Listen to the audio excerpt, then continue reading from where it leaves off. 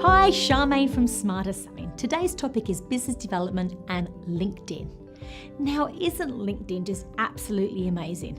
Look what it gives you.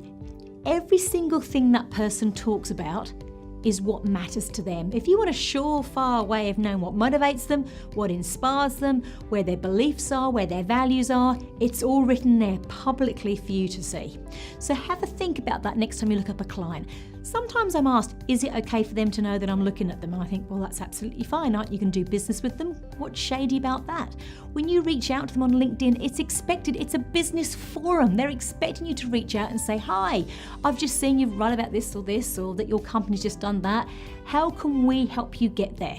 Or I've noticed you've just put a post on this, we do this, potentially we could work together, I think we align very well. Something like that, which shows them it's not just a copy and paste, that you've actually thought about their business.